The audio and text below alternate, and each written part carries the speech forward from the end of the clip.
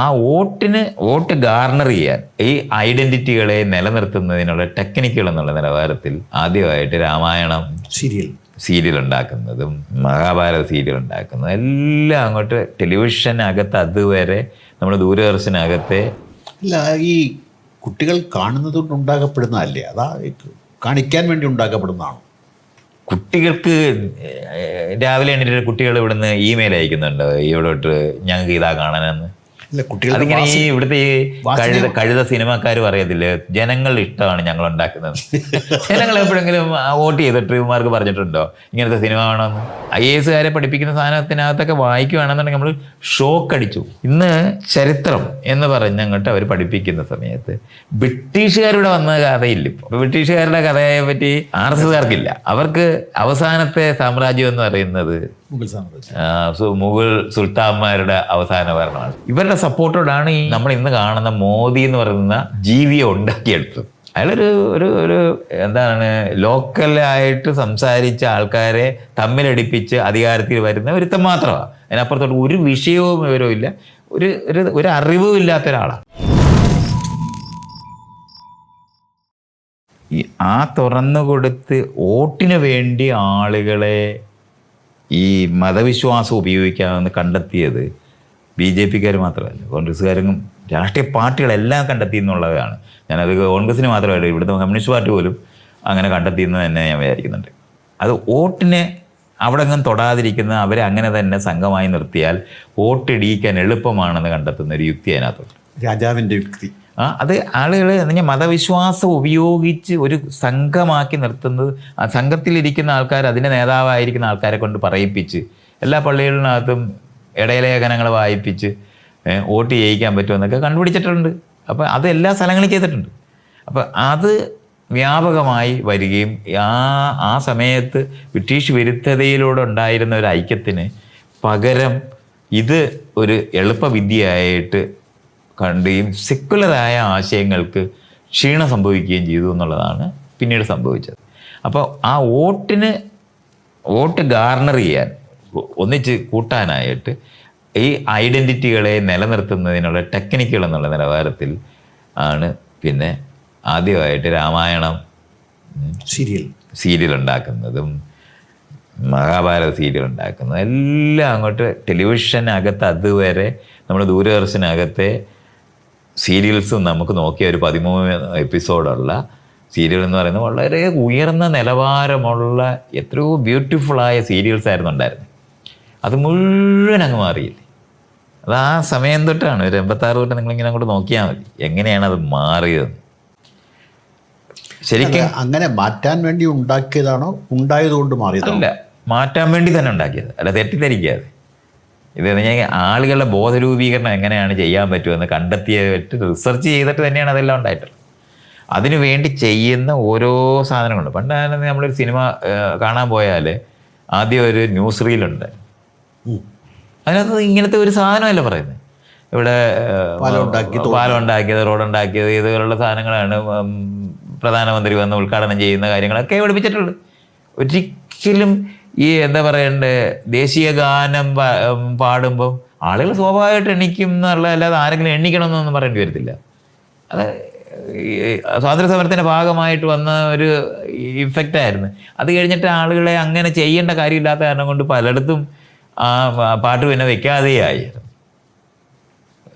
നമ്മൾ ഈ ദേശീയ ഗാനം എന്ന് പറയുന്നത് ഈ തിയേറ്ററിൽ നിന്ന് എടുത്ത് കളഞ്ഞായിരുന്നു, കേൾക്കാനേ ഇല്ല. അല്ല, കേൾക്കാനില്ലാതായി മാറിപ്പോയായിരുന്നു. പിന്നെ രണ്ടാമത് ഇൻട്രൊഡ്യൂസ് ചെയ്ത് അത് ഈ സ്ഥലത്താണ് അത് സംഭവിച്ചത്. അങ്ങനെ ചെയ്തെടുത്ത ഒരു ഹിന്ദു ഐഡൻറ്റിറ്റി ഉണ്ടാക്കിയെടുക്കുക എന്ന് പറയുന്നത് രാഷ്ട്രീയം ആവശ്യമായി വരികയും അത് കോൺഗ്രസിൻ്റെ കയ്യിൽ നിന്ന് 2-3 മെമ്പർമാർ മാത്രം ഉണ്ടായിരുന്ന അന്ന് ജനസംഘമായിട്ടിരുന്ന അവർ പെട്ടെന്നാണ് അത് അങ്ങോട്ട് മാറുന്നത്. അതുകൊണ്ട് കോൺഗ്രസ് വളരെ മോശമായിട്ടുള്ള എന്ന് പറഞ്ഞാൽ ഈ അടിയന്തരാവസ്ഥ പ്രഖ്യാപിക്കുക, അതിനുശേഷം നടന്നിട്ടുള്ള തീരുമാനങ്ങളും കാര്യങ്ങളും എല്ലാം തന്നെയും ഈ വോട്ടിന് വേണ്ടിയുള്ള രാഷ്ട്രീയ നിലപാടുകൾ മാറ്റം. ഇപ്പോൾ ഷബാനു കേസിൻ്റെ വിധി വന്നിട്ട് ഉണ്ടാക്കിയിട്ടുള്ള ബില്ല്, ഇതെല്ലാം നമുക്ക് നോക്കിയാൽ മതി. മുഴുവനും കൂടെ ആ ഷിഫ്റ്റാണ്. ആ ഷിഫ്റ്റ് അടിച്ചുകൊണ്ട് BJP-ക്കാർ പോയി എന്നുള്ളതാണ്, കോൺഗ്രസിൻ്റെ കയ്യിൽ നിന്ന് അങ്ങ് പോയി എന്നുള്ളതാണ് സംഭവിച്ചത്. ആ ചെയ്ത രീതിക്കകത്തു നിന്ന് മുന്നോട്ട് വരുന്ന സമയത്ത് ഞാൻ ഈ നേരത്തെ പറഞ്ഞ ഇൻ്റർനാഷണൽ ആയിട്ടാണ് ഇവിടുത്തെ വിദ്യാഭ്യാസം എന്ന് പറയുന്നത് മാറ്റേണ്ടതുണ്ട്. നമുക്കെല്ലാവർക്കും അറിയാൻ മാറ്റേണ്ടതുണ്ട്. കാരണം ബ്രിട്ടീഷുകാർ ഇന്ത്യക്കാരെ പഠിപ്പിക്കാനായിട്ടല്ല, ഇന്ത്യക്കാരെ രാഷ്ട്രീയം പഠിപ്പിക്കാനും അല്ല, ഇന്ത്യക്കാർക്ക് എന്തെങ്കിലും ഉന്നതി വരുന്നതിന് വേണ്ടി പഠിപ്പിക്കുന്ന പഠിത്തമല്ല, ഇന്ത്യക്കാരെ കൊണ്ട് ബ്രിട്ടീഷുകാർക്ക് വേണ്ടി ജോലി എടുപ്പിക്കാൻ വേണ്ടി ഉണ്ടാക്കിയ വിദ്യാഭ്യാസമാണെന്ന് എല്ലാവർക്കും അറിയാം. അതുകൊണ്ട് വിദ്യാഭ്യാസം നവീകരിക്കണമെന്ന് പറയുന്നതിന് നമ്മളെല്ലാം സമരം ചെയ്ത് നമ്മളെല്ലാം സംസാരിക്കുകയും പറയുകയും ചെയ്തിട്ടുള്ളതാണ്. ആ പറഞ്ഞിരുന്ന സാധനത്തിനെ മുഴുവനും കൂടെ ഒറ്റയടിക്ക് മാറ്റുമ്പോൾ അത് ഹിന്ദു വിദ്യാഭ്യാസം എന്ന് പറയുന്ന സാധനത്തിനകത്തേക്ക് ഷിഫ്റ്റ് ഉണ്ടായി. ഇപ്പം നമുക്ക് IAS-കാരെ പഠിപ്പിക്കുന്ന സാധനത്തിനകത്തൊക്കെ വായിക്കുകയാണെന്നുണ്ടെങ്കിൽ നമ്മൾ ഷോക്ക് അടിച്ചു. ഇന്ന് ചരിത്രം എന്ന് പറഞ്ഞങ്ങോട്ട് അവർ പഠിപ്പിക്കുന്ന സമയത്ത് ബ്രിട്ടീഷുകാരുടെ വന്ന കഥയില്ല. ഇപ്പോൾ ബ്രിട്ടീഷുകാരുടെ കഥയെ പറ്റി RSS-കാർക്കില്ല. അവർക്ക് അവസാനത്തെ സാമ്രാജ്യം എന്ന് പറയുന്നത് മുഗൾ സുൽത്താന്മാരുടെ അവസാന ഭരണമാണ്.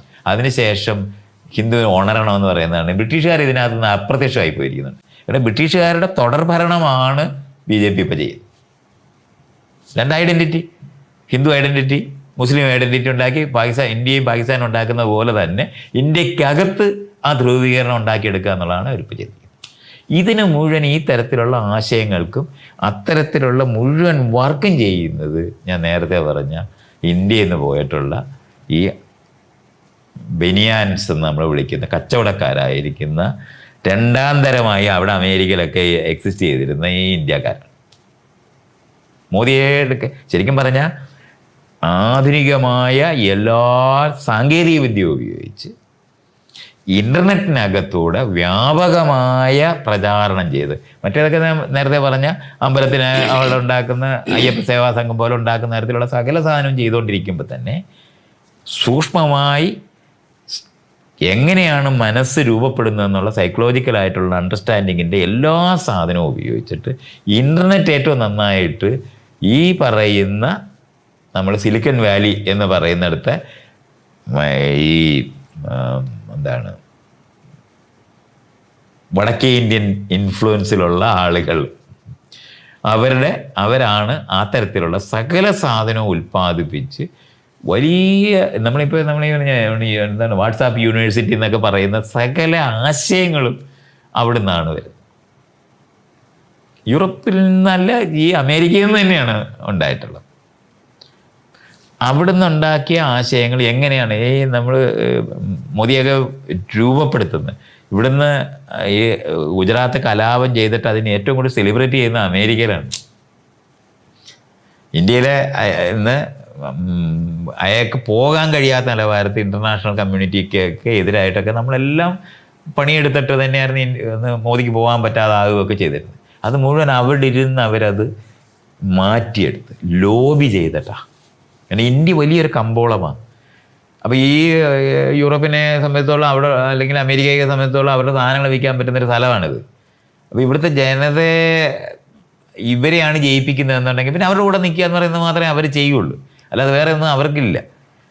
ആ സാധനം മുഴുവൻ ഇന്ന് നമ്മൾ പറയുന്ന ഇൻ്റർനാഷണൽ കമ്മ്യൂണിറ്റിയുടെ ഈ സപ്പോർട്ട് മുഴുവനും അമേരിക്കൻ യൂണിവേഴ്സിറ്റികളിനകത്തും അമേരിക്കയിലെ അവരുടെ പാർലമെൻറ്റും അതിനകത്തും എല്ലാം ലോബി ചെയ്തിട്ടാണ് ഇന്ന് നമ്മൾ കാണുന്ന തരത്തിലുള്ള ഒരു കോൺസെൻഷ്യസ് അവിടെ തന്നെ ഉണ്ടാക്കിയെടുക്കാനും അവിടുത്തെ പണക്കാരായ ആൾക്കാരും എല്ലാം ഈ അവിടുത്തെ പണക്കാരെന്ന് പറഞ്ഞാൽ അമേരിക്കൻ പണക്കാരല്ല, ഇന്ത്യൻ അല്ല അമേരിക്കൻ, അവരുടെ സപ്പോർട്ടോടെ ഈ ആശയ രൂപീകരണം നടത്തുന്ന ഇപ്പോൾ IT സെൽ എന്ന് പറഞ്ഞ സാധനം BJPക്ക് ഉണ്ടാകുന്നത് അമേരിക്കയിൽ നിന്നാണ്. അവിടെ നിന്നാണ് അത് മുഴുവൻ ഉണ്ടായിട്ടുള്ളത്.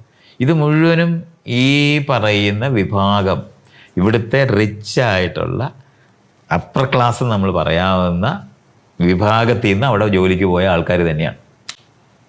ഇവരുടെ സപ്പോർട്ടോടാണ് ഈ നമ്മൾ ഇന്ന് കാണുന്ന മോദി എന്ന് പറയുന്ന ജീവിയെ ഉണ്ടാക്കിയെടുത്തത്.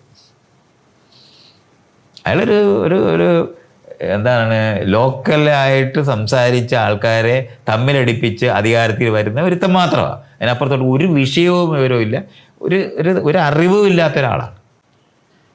ആ ആളിനെ പെയിൻറ് ചെയ്ത് ഈ മുഴുവൻ സാധനം ഓരോ ഇഞ്ചിലും അയാളുടെ വേഷവിധാനം തൊട്ട് സകല സാധനവും മോണിറ്റർ ചെയ്ത് ഇത് മുഴുവൻ ചെയ്തെടുത്തിരിക്കുന്നത്. അവർ ശരിക്കും പറഞ്ഞാൽ എങ്ങനെയാണ് ഒരു സിനിമാ താരത്തിനെ, സൂപ്പർ സ്റ്റാറിനെ അമേരിക്കയിലൊക്കെ ഉണ്ടാക്കുന്നത്, ആ ടെക്നിക്ക് ഉപയോഗിച്ചിട്ടാണ് ഇവിടെ ഇയാളെ ഉണ്ടാക്കിയത്.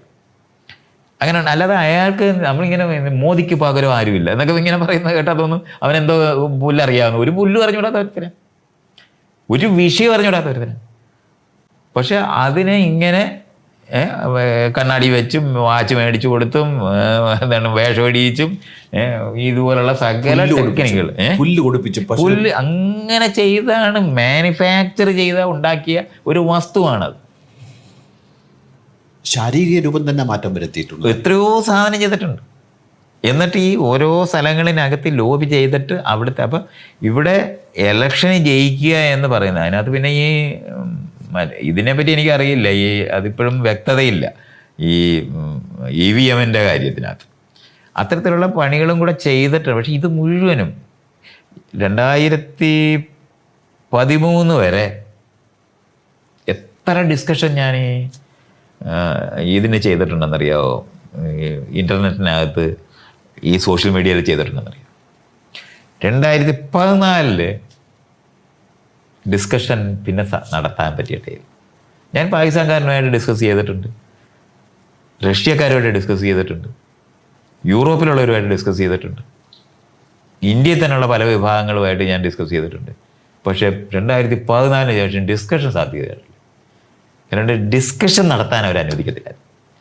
അവിടെ അവർ ചെയ്യുന്നത് ഞാനുമായിട്ട് കൺഫ്രണ്ട് ചെയ്ത് സംസാരിക്കുന്ന സമയത്ത് ഞാൻ സംസാരിക്കുമ്പോൾ അവരുടെ മുകളിൽ ആശയ ആധിപത്യം ഉണ്ടാകുന്നത് കാണുമ്പോൾ അവർ ചെയ്യുന്നത് എനിക്ക് മറുവശത്തിരുന്ന് ചർച്ച ചെയ്തൊരു വിഷയം മനസ്സിലാക്കാൻ ശ്രമിക്കുന്നവരെ ആക്ഷേപിക്കുക എന്നുള്ളത് ചെയ്തു.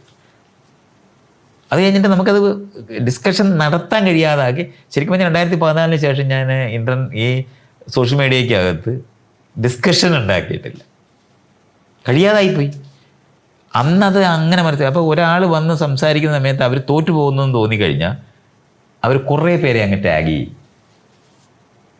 ഈ ആരാണ് ഇവരെന്ന് നമുക്കറിയത്തില്ല.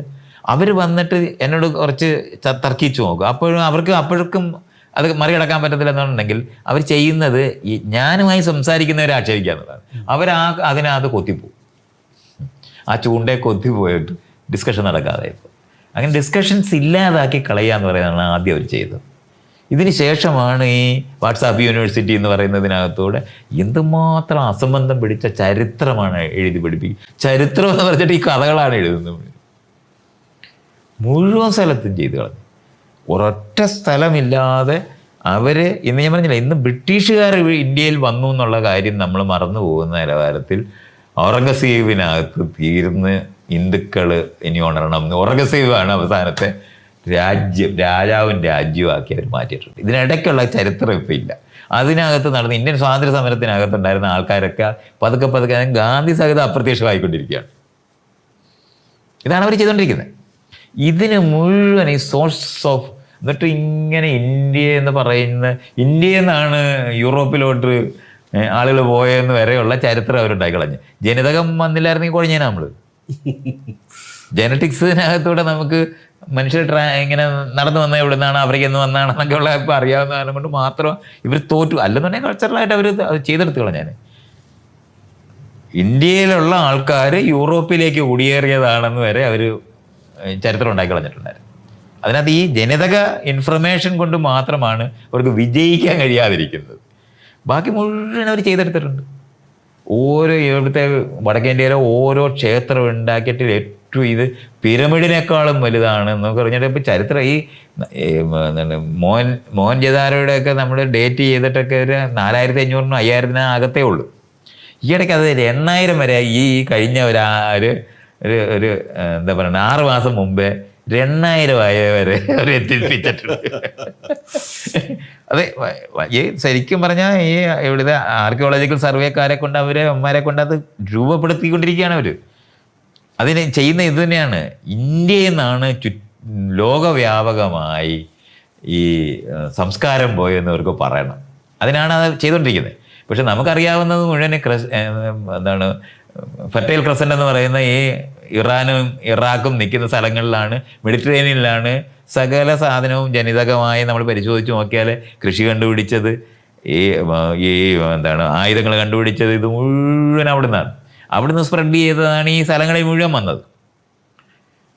അതിനകത്ത് തന്നെ ഈ മോഹൻജദാരയിലുള്ളവരുടെ ഭാഷ നമുക്ക് ഇതുവരെ ഇവിടെ ഉള്ളവർക്ക് തുടർച്ചയില്ല. അപ്പോൾ ഒരു 4000-ന് ശേഷം 3000-നും 2000-നും ഇടയ്ക്കുള്ള ഒരു മൈഗ്രേഷനുമായിട്ട് ബന്ധപ്പെട്ടാണ് നമ്മൾ ഇന്ന് പറയുന്ന ഈ ഋഗ്വേദവും സാധനമൊക്കെ. അതങ്ങ് 5000 50,000 ഒക്കെ ആക്കി എടുക്കും അവർ. 5000 പറഞ്ഞതിന് ശേഷം പിന്നെ 50,000-ൻ്റെ കാര്യമൊക്കെ പറയും. ഇതുപോലുള്ള സകല അസംബന്ധം പിടിച്ച ആർക്കിയോളജിക്കൽ എവിഡൻസ് ഇല്ല, ജനിതകമായ എവിഡൻസ് ഇല്ല, ഈ നമുക്ക് ഫോക്ക്ലോറിനകത്ത് പോലും ഇല്ലാത്ത തരത്തിലുള്ള കഥകളുണ്ടാക്കി അതങ്ങ് വ്യാപകമായി പരത്തിയിട്ടുണ്ട്. ഇത് മാനുഫാക്ചർ ചെയ്യുകയാണ്, ചരിത്രം മാനുഫാക്ചർ ചെയ്തുകൊണ്ടിരിക്കുകയാണ്. ഇതെല്ലാം ചെയ്യുന്നത് മുഴുവൻ ഈ ഫണ്ടിങ് സോഴ്സ് മുഴുവനും ഇതിനുള്ള മുഴുവൻ തിങ്ക് ടാങ്ക്, ഏത് തരത്തിലൊരു ആർഗ്യുമെന്റ്. കാരണം ഇതെല്ലാവരും ചരിത്രമൊക്കെ മഴക്കുള്ളൊരു ഖനനം ചെയ്തും എടുത്തും ഉണ്ടാക്കി ചരിത്രത്തിന് മറുപടി പറയുന്ന പണിയാണ് ഈ ചെയ്തുകൊണ്ടിരിക്കുന്നത്. എന്നിട്ട് ആ ചെയ്യുന്നതിന് മുഴുവൻ ഈ പറയുന്ന യൂറോപ്പിലല്ല അമേരിക്കയിലുള്ള ഈ ആളുകളുടെ.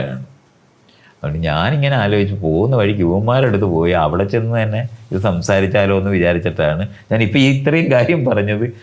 എനിക്കൊരു സീക്രട്ട് അജണ്ട ഉണ്ടെന്ന് പറയുന്നത്, അവിടെ പോയി ഈ ഇവൻ്റെയൊക്കെ ഈ ഫണ്ടിങ് സോഴ്സ് ഇല്ലാതാക്കാൻ വല്ലതും ചെയ്യാൻ ഇതിൻ്റെ കൂട്ടത്തിൽ വല്ലതും പറ്റുമെന്നൊക്കെ വിചാരിച്ചിട്ടാണ്.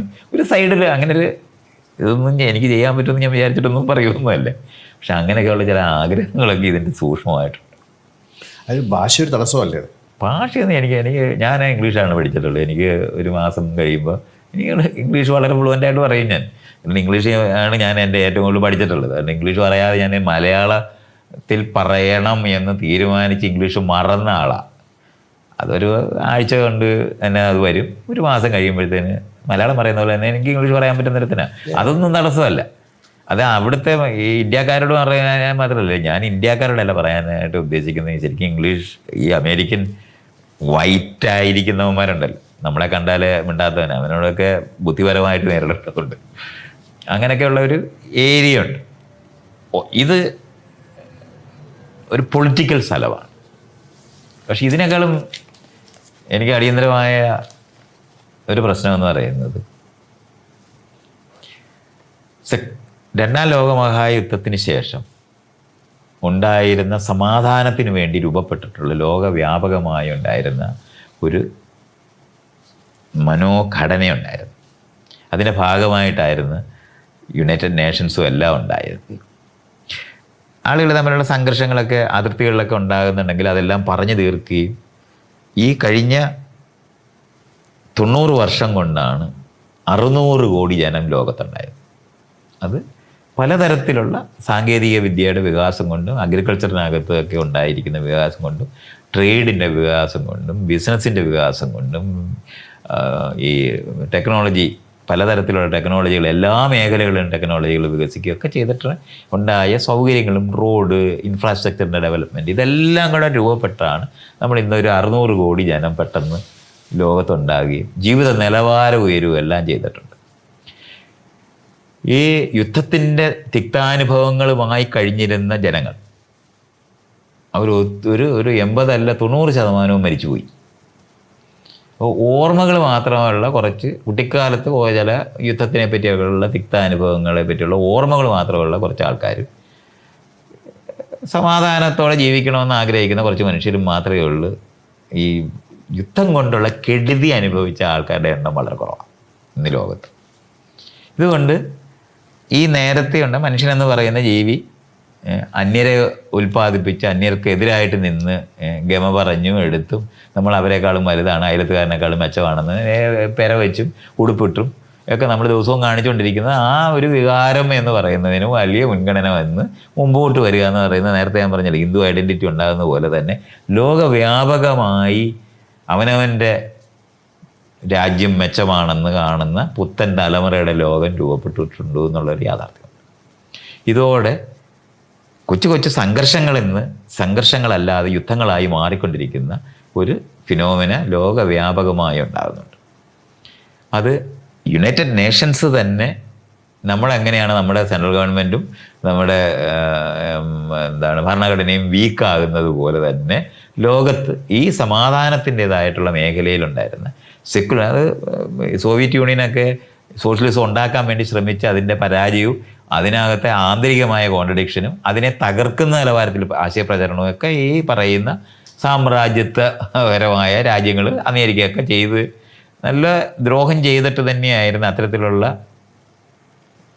തുല്യതയുടെ ആയിട്ടുള്ള സമാധാനത്തിൻ്റെതായിട്ടുള്ള എല്ലാ തരത്തിലുള്ള ആ യുദ്ധത്തിന് ശേഷം ഉണ്ടായിരുന്ന മനുഷ്യരുടെ ആഗ്രഹങ്ങളെ വീണ്ടും തലതിരിക്കുക എന്ന് പറയുന്നത് അവരുടെ മീഡിയ ഉപയോഗിച്ച് വ്യാപകമായി പ്രചരിപ്പിച്ച്, ഇവിടെ രാമായണം പഠിപ്പിച്ച പോലെ തന്നെയാണ് സകല യുദ്ധങ്ങളും എല്ലാ കുട്ടികൾക്കും ഉണ്ടാക്കി കൊടുത്തിരിക്കുന്ന ഗെയിംസ് എന്ന് പറയുന്നത് വെടിവെക്കാനായിട്ടുള്ളതാണ്. ശരിക്കും പറഞ്ഞാൽ സകല ഗെയിം നിർദ്ദയമായ ആളുകളെ കൊല്ലുന്നതിന് യാതൊരു ഇംഗ്ലീഷിൽ ഇമ്പ്യൂണിറ്റി എന്ന് നമ്മൾ പറയും, ഒരു മനസ്താപവും ഇല്ലാതെ കൊല്ലാനായിട്ട് പരിശീലിപ്പിക്കപ്പെട്ട കുഞ്ഞുങ്ങളുടേതായിട്ടുള്ള കഥകളാണ് ഈ സകല ഗെയിമിലുള്ളത്. അല്ലാതെ മനുഷ്യരെ സ്നേഹിക്കുന്നതും ഒന്നിച്ച് ചേരുന്നതിനെ പറ്റി പഠിപ്പിക്കുന്നതും ഒന്നുമല്ല. മുഴുവൻ ഗെയിം. ആളുകളെ സംബന്ധിച്ചോളം ഗെയിം കളിക്കുന്ന പോലാണ് യുദ്ധം കളിക്കുന്നിടത്തേക്ക് എത്തിയിട്ടുണ്ട്. അല്ല, ഈ കുട്ടികൾ കാണുന്നത് കൊണ്ട് ഉണ്ടാക്കപ്പെടുന്നതല്ലേ, അതാ കാണിക്കാൻ വേണ്ടി ഉണ്ടാക്കപ്പെടുന്നതാണോ? കുട്ടികൾക്ക് രാവിലെ എണീറ്റ് കുട്ടികൾ ഇവിടുന്ന് ഇമെയിൽ അയക്കുന്നുണ്ട്, ഇവിടോട്ട് ഞങ്ങൾക്ക് ഇതാ കാണാനെന്ന്. അതിങ്ങനെ ഈ ഇവിടുത്തെ ഈ കഴുത സിനിമക്കാർ പറയത്തില്ലേ, ജനങ്ങളുടെ ഇഷ്ടമാണ് ഞങ്ങൾ ഉണ്ടാക്കുന്നത്. ജനങ്ങൾ എപ്പോഴെങ്കിലും വോട്ട് ചെയ്തിട്ട് ഇവന്മാർക്ക് പറഞ്ഞിട്ടുണ്ടോ ഇങ്ങനത്തെ സിനിമ വേണമെന്ന്? അങ്ങനെയല്ലത്. നമ്മുടെ ആളുകളുടെ മനസ്സെങ്ങനെ രൂപപ്പെടുക എന്നുള്ള സൈക്കോളജി അതിനു വേണ്ടി പഠിക്കും. ഈ പരസ്യം ചെയ്യുന്നത് ജനങ്ങളുടെ ഇഷ്ടം കൊണ്ടാണോ പരസ്യം ചെയ്യുന്നത്? കള്ളവല്ലിയോ പറയുന്നേ. ആളുകൾ തമ്മിൽ ഗോത്രങ്ങളായിട്ടോ ജാതി എന്ന് പറയുന്ന തരത്തിലോ അല്ലെങ്കിൽ മതപരമായിട്ടോ ഒക്കെ ആളുകൾക്ക് അന്യരെ ഉണ്ടായിരുന്ന ലോകത്തിൻ്റെ യോജിപ്പിൻ്റെ ലോകങ്ങളായിരുന്നു നമ്മൾ ഈ കഴിഞ്ഞ 100 വർഷമായി പറഞ്ഞുകൊണ്ടിരുന്നത്. ആ കാലത്താണ് ഇത് ഈ തരത്തിലുള്ള വളരെ പെറ്റിയായിട്ടുള്ള മനുഷ്യർ ഇരുന്ന് ഉണ്ടാക്കിയിട്ടുള്ള കഥകളും കവിതകളും സിനിമയാണ് ഏറ്റവും വലിയ ഡാമേജിങ് ആയി മാറി. അതിൻ്റെ അറ്റത്താണ് ഈ ഗെയിംസൊക്കെ വരുന്നത്. സകല സിനിമയും ഒരു കാലത്ത് നമ്മൾ നോക്കിയാൽ സ്വാതന്ത്ര്യ സമരത്തിന് ശേഷം നമ്മുടെ നാട്ടിലെ സിനിമകൾ തന്നെ എടുത്താണ്. ഇപ്പോൾ രണ്ടിടങ്ങഴിയ അല്ലെന്നുണ്ടെങ്കിൽ നീലക്കുയിലും ഒക്കെ എന്ന് പറഞ്ഞാൽ ആളുകൾ തമ്മിൽ അടിക്കാനല്ല, യോജിക്കാനാണ് പഠിപ്പിക്കുന്നത്. ഇപ്പം നമ്മൾ നോക്കിയാൽ മതി, ഈ ബാഹുബലിയും RRR ഒക്കെ ഉണ്ടാകുന്ന കഴിഞ്ഞാൽ ആളുകൾ തമ്മിൽ അടിച്ച് ചാകുന്നതിനും യാതൊരു വിഷമവും ഇല്ലാതെ കൊല്ലുന്നതിനെ പറ്റിയുള്ള വയലൻസ് ആണ് ഏറ്റവും കൂടുതൽ പ്രൊമോട്ട് ചെയ്യപ്പെട്ടത്. ഇങ്ങനെ ചെയ്തിട്ട് ലോകവ്യാപകം ഇപ്പോൾ അമേരിക്കയിൽ നിന്ന് ഉണ്ടാക്കിയിട്ടുള്ള, അമേരിക്കയിലെ ഒരു സിനിമ പോലും മനുഷ്യത്വമുള്ള ഒരു സിനിമ ഉണ്ടാക്കിയിട്ടില്ല. ആരെങ്കിലും സിനിമ ഉണ്ടാക്കിയിട്ടുള്ളത്, മനുഷ്യത്വമുള്ള ഏതെങ്കിലും സിനിമ ഉണ്ടാക്കിയിട്ടുള്ളത് ആ യൂറോപ്പിൽ നിന്ന് മാത്രമാണ്. കാരണം അവർ യുദ്ധം അനുഭവിച്ചിട്ടുണ്ട്, മറ്റവന്മാർ അത് അനുഭവിച്ചിട്ടില്ല. അത് കാരണം കൊണ്ട് അവിടെ നിന്ന് ഉണ്ടാക്കിയിട്ടുള്ള മുഴുവൻ സിനിമകളും നമ്മൾ എടുത്ത് നോക്കിയാൽ മതി. 2ാം ലോകമഹായുദ്ധത്തിൻ്റെ നടുവിലേക്ക് ഇറങ്ങി നിൽക്കുന്ന പോലെ നമ്മൾ തിയേറ്ററിലോട്ട് കയറി കഴിഞ്ഞാൽ വെടി കൊണ്ട് ചാകാതിരിക്കുന്നത് ഭാഗ്യം കൊണ്ട് മാത്രമാണ് നമ്മളെല്ലാം ജീവനോടെ പുറത്തോട്ട് ഇറങ്ങുന്നത്. സിനിമയ്ക്കകത്ത് അവരുടെ സിനിമ തീരുമ്പോഴത്തേന് 1-2 പേര് ഒഴിച്ച് ബാക്കി മുഴുവൻ പേരും ചത്ത് കഴിയും. ഇങ്ങനത്തെ സിനിമകളാണ്. ഭയങ്കര സാങ്കേതിക സെക്കൻഡ് വേൾഡ് വാറിന് വല്ല സാങ്കേതിക മിഴിവിന് വല്ല കുറവും വന്നിട്ടുണ്ടായിരുന്നോ? നല്ല സാങ്കേതിക വിദ്യയല്ലേ ഇതുപോലാണ് ഈ അമേരിക്കൻ സിനിമകൾ മുഴുവൻ. ഓസ്കാർ കിട്ടുക എന്ന് പറഞ്ഞാൽ അപമാനമായിട്ട് അനുഭവിക്കേണ്ട സ്ഥലമാണ്. ഒരു തന്നെ ഓസ്കാർ കിട്ടിയിട്ടുണ്ടെങ്കിൽ അപമാനം അനുഭവിക്കേണ്ടത്. അതുപോലത്തെ കൾച്ചറൽ സാധനമാണ്. നമ്മളിപ്പം എന്തെല്ലാം പറഞ്ഞാലും ശരി, നമ്മൾ ഇഷ്ടപ്പെട്ടു പോകുന്ന ഒരു തരത്തിലായിരുന്നു ആ ടോം ആൻഡ് ജെറി. പക്ഷെ അതിനകത്ത് രാവിലെ തൊട്ട് വൈകുന്നേരം വരെ അടിച്ച് അങ്ങോട്ടും ഇങ്ങോട്ടും അവർ ചത്തുപോകാത്തതുകൊണ്ട് മാത്രമാണല്ലോ ആ വയലൻസ് ആയിട്ട് നമ്മൾ കാണാത്തത്. അല്ല, ടോം ആൻഡ് ജെറിക്കകത്ത് ഒരു സെക്കൻഡ് നേരം നമ്മൾ ഒരു മനുഷ്യപ്പറ്റുള്ള ഒരു സാധനമുണ്ട്. ഒരു 100 എണ്ണത്തിനകത്ത് ഒരു സമയത്താണ് ജെറിയും ടോമും തമ്മിൽ ഒരു പൊതുശത്രു വരുമ്പോൾ ഒന്നിക്കുന്ന ഒരു സ്ഥലം വരും. അതേ ഉള്ളു. ബാക്കി മുഴുവൻ സമയത്തും വയലൻസാണ്. ഞാൻ എല്ലാ ടോം ആൻഡ് ജെറിയും കണ്ടിട്ടുള്ള ആളാണ്. പക്ഷെ നമുക്ക് ഇതിനകത്ത് നമ്മളിത് കാണുമ്പോൾ നമ്മൾ അറിയാതെ ഒരുത്തനോട് മര്യാദകളായിട്ട് പെരുമാറുന്നതിന് ഒരു പ്രശ്നവും തോന്നത്തില്ല. ഈ നേരത്തെ ഞാൻ പറഞ്ഞില്ലേ, ഗെയിംസ് മുഴുവൻ അങ്ങനെ ഉണ്ടായിരിക്കുന്നത്, മുഴുവൻ വെടിവെക്കുന്നതാണ്. നമ്മൾക്ക് ഏതെടുത്ത് പരിശോധിച്ച് നോക്കിയാലും ഒരു അൺലിമിറ്റഡായ വെടിയുള്ള സ്ഥലമാണ് അതെല്ലാം. കഥകളെല്ലാം എടുത്താൽ മതി. അത് പണ്ട് കാലത്ത് ആളുകൾ തമ്മിൽ യുദ്ധം ചെയ്തിരുന്ന കഥ എടുത്ത് ഇനി നമുക്ക് ഇനി മോഡേണൈസ് ചെയ്തിട്ട് പോലും അതില്ല. ആകെപ്പാടെ BBC-യുടെ എന്താണ് CBB എന്ന് പറഞ്ഞിട്ടുള്ള ഒരു ചാനലിനകത്ത് മാത്രമാണ് അല്പം മനുഷ്യത്വപരമായിട്ടുള്ള കുറേ കഥയോ കവിതയോ ഒക്കെ കുട്ടികൾക്ക് പഠിക്കാനൊക്കെ ഉണ്ടാക്കിയിട്ടുള്ളത്. ബാക്കി മുഴുവൻ വയലൻസാണ്. നമ്മുടെ നാട്ടിനകത്തെ സിനിമകൾ എടുത്താലോ, ലൈംഗികതയും തെറ്റ്, വയലൻസും തെറ്റാണെന്ന് പറയും. പക്ഷെ ബലാത്സംഗം എപ്പോഴും കാണിക്കും. രണ്ടുപേരും തമ്മിൽ ഇഷ്ടപ്പെട്ട് ലൈംഗിക അത് പറ്റത്തില്ല, അത് സെക്ഷുവലാണ്, അത് കാണിച്ചോളും. പക്ഷെ ബലാത്സംഗം കാണിക്കും. ഇതാണ് രസം. എന്നിട്ട് ഈ കൊല്ലുന്നത്, അടിക്കുന്നത്. ഇപ്പോൾ ആണെങ്കിൽ വയലൻസ് മുഴുവൻ ബ്ലേറ്റൻ്റ് ആയിട്ട് കാണിക്കുന്നിടത്തേക്ക് എത്തിയിട്ട് ഇത് മുഴുവൻ ഇതെല്ലാം ഈ പ്രോഡക്റ്റ് മുഴുവനും കൂടെ അത് അമേരിക്കയാണ് അതിൻ്റെ മോഡൽ. നേരത്തെ ഞാൻ പറഞ്ഞ RSSകാരുടെ അമേരിക്കൻ മോഡലായിരിക്കുന്ന പോലെ ഈ വയലൻസിൻ്റെ മോഡൽ മുഴുവൻ അമേരിക്കയിൽ നിന്ന് ഉൽപ്പാദിപ്പിക്കപ്പെട്ട ഒരു മനുഷ്യത്വപരമായിട്ടാണ്. ഇപ്പോൾ ചാർലി ചാപ്ലിനൊക്കെ ഉണ്ടാക്കിയിരുന്ന സിനിമകളോ അതിനോട് ബന്ധപ്പെട്ട ആ യൂറോപ്പിലൊക്കെ ഈ യുദ്ധത്തിനൊക്കെ വിരുദ്ധമായിട്ടൊക്കെ ആൾക്കാർ സംസാരിക്കാൻ പറയുകയും ചെയ്യുന്നത് ആ മോഡേൺ എന്താണ് മറന്നുപോയല്ലേ, മോഡേൺ ടൈംസൊക്കെ നമ്മളിങ്ങനെ കണ്ടാൽ നമ്മൾ യുദ്ധവിരുദ്ധത അനുഭവിച്ചു പോകും. ആ സാധനം മുഴുവൻ അങ്ങ് പോയി. അത് മുഴുവൻ ഈ അമേരിക്കക്കാരൻ പിന്നെ ഉണ്ടാക്കിയിട്ടുള്ള ഡെൽറ്റ ഫോഴ്സ് എന്നൊക്കെ പറഞ്ഞിട്ടുള്ള സിനിമകളും ഈ എന്താണ് പണ്ടത്തെ നമ്മുടെ അവതരിച്ച ദൈവങ്ങൾ മുഴുവൻ കൊല്ലാനുണ്ടായെന്ന് ഞാൻ പറഞ്ഞത് അതിന് പകരമായിട്ട് അവിടെ ഉണ്ടായ സൂപ്പർമാനായാലും ശരി, ഈ എന്താണ് ഫ്ലാഷ് ഗോർഡൻ എന്നൊക്കെ പറഞ്ഞിട്ട് ഇന്റർ ഗാലക്റ്റിക്കലായിട്ട് നടക്കുന്ന എല്ലാം വെടിയാണ്. സ്റ്റാർ വാഴ്സ് ഒക്കെ എടുത്താൽ ഈ മനുഷ്യൻ്റെ വികാസം എന്ന് പറഞ്ഞാൽ ആയുധം മാത്രമേ ഉള്ളൂ അവർക്ക്. അല്ലെ മനുഷ്യർ തമ്മിൽ ആയുധമില്ലാതെ ഒന്നിരിക്കാൻ പറ്റുമെന്നുള്ള വശം അവർക്കില്ല. അത് ഇനി അന്യ ഗാലക്സിയിൽ നിന്ന് വന്നാലും നമ്മളെ കൊല്ലാനാവുന്നതായിട്ട് മാത്രമാണ്. ആകെപ്പാടെ ആ സ്പീൽബർഗിൻ്റെ സിനിമയ്ക്കകത്ത് E.T. ഉണ്ടാക്കിയതും അതുപോലെ അതിന് encounter of the third kind എന്ന് പറയുന്നത് 2 എണ്ണമാണ് മനുഷ്യത്വമുള്ള ഒരു അല്പമുള്ള ഒരു സിനിമകളുണ്ടായത്. ബാക്കി മുഴുവനും വയലൻസാണ് ഉൽപ്പാദിപ്പിച്ചത്. ഇതിൻ്റെ മുഴുവനും കൂടെ പ്രോഡക്റ്റായിട്ടും ഈ പറഞ്ഞാൽ യുദ്ധം അനുഭവിച്ചാലും ദുരിതം അനുഭവിച്ചാലില്ല ചത്തുപോയിട്ടുണ്ടായ ഒരു സമൂഹമായിട്ട് ലോകം മുഴുവനോടെ മാറിയിട്ട് യുദ്ധമാണ് ഇന്ന് നമ്മുടെ മുന്നിൽ ഒരു വലിയ യാഥാർത്ഥ്യമായി മാറിക്കൊണ്ടിരിക്കുകയാണ്. ഇപ്പം മൈത്രേയൻ പറയുന്ന ആധുനിക മനുഷ്യരൊക്കെ എവിടെ? ആധുനിക മനുഷ്യരെന്ന് പറയുന്നത് നഗരങ്ങളിനകത്തും ഈ എന്താണ് ജനാധിപത്യത്തിൻ്റെ കാര്യം പറയുമ്പോൾ ഈ യൂറോപ്പിനകത്ത് ഒരു ചെറിയ വിഭാഗത്തിൽ മാത്രമേ ഉള്ളൂ. അവർ ജനാധിപത്യം എന്ന് പറയുന്നത് വോട്ട് മാത്രമാണ്, അല്ല സാംസ്കാരികപരമായിട്ടല്ല. അതെല്ലാം ഈ ജനാധിപത്യത്തിൻ്റെ മൂല്യങ്ങളെ, തുല്യതയും സമത്വം സാഹോദര്യം എന്ന് നമ്മൾ പറഞ്ഞ ആ കാലത്ത് സ്വാതന്ത്ര്യം, സമത്വം, സാഹോദര്യം എന്ന് പറയുന്ന സാധനത്തു നിന്നും ഉണ്ടായതാണ് മോഡേൺ ഹ്യൂമൻ ബീയിങ്സ് എന്ന് പറയുന്നത്. അവർ ആ യുദ്ധത്തിൻ്റെ അവസാനത്തെ ഉണ്ടാക്കിയിരുന്ന സാധനത്തിൻ്റെ തിരിച്ചടിയെ പറ്റിയാണ് ഞാൻ ഈ പറഞ്ഞുകൊണ്ടിരിക്കുന്നത്. ആ മനുഷ്യരെ ഉൽപ്പാദിപ്പിക്കുന്ന അതിൻ്റെ തൂണുകൾ എന്ന് പറഞ്ഞാൽ ഉയർത്തി നിൽക്കുന്ന തൂണുകളായിട്ട് മാറേണ്ട സകല സ്ഥലത്തും ഇതിന് ചോർച്ച ഉണ്ടായിട്ടുണ്ടെന്നുള്ളതാണ് ഞാനീ പറയുന്നത്. ഇതാണിപ്പോൾ സംഭവിച്ചുകൊണ്ടിരിക്കുന്നത്. അതുകൊണ്ട് നമുക്ക് ഈ കഴിഞ്ഞ ഒരു 20 വർഷമായിട്ട് കുറേ നാൾ, ഒരു 10-40 വർഷം ചെറിയ യുദ്ധങ്ങളും ആകെപ്പാടെ ഒരു വിയറ്റ്നാം, അത് തന്നെ അമേരിക്ക ഈ യുദ്ധത്തിൽ പെടാതിരുന്ന അമേരിക്കയാണ് ഈ എല്ലായിടത്തും വന്ന് ഉപദ്രവിച്ചിട്ടുള്ളത്. ആ വിയറ്റ്നാം വാർ ആരംഭിച്ചിട്ട് അതിനെതിരെ ഏറ്റവും വലിയ സമരം നടന്നിട്ടുള്ളത് അമേരിക്കയിലാണ്. ഹിപ്പി മൂവ്മെൻറ്റ് പോലും ഈ വിയറ്റ്നാം വാറിനെതിരായിട്ടുള്ള സമരമായിട്ടാണ് മാറുന്നത്. അങ്ങനെ ചെയ്തിരുന്ന സാധനത്തിനെ മുഴുവൻ അവർ ഓവർകം ചെയ്തു. ആശയപരമായിട്ട് സിനിമയ്ക്കകത്തൂടെയൊക്കെ അവർ ഓവർകം ചെയ്തു എന്നുള്ളതാണ് ഞാനീ പറയുന്നത്.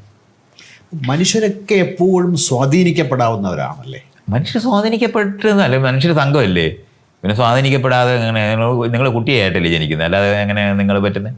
നിങ്ങൾ രൂപപ്പെടുത്തിയല്ലേ വരുന്നുള്ളൂ, അല്ല സ്വാധീനിക്കപ്പെടാതെ ഒരു മനുഷ്യന് ഒരു നിമിഷവും ഇല്ല. ദുസ്വാധീനിക്കപ്പെടുക ദുസ്വാധീനം എന്ന് പറയുന്നത് നിങ്ങളുടെ പറച്ചിൽ മാത്രമാണ്.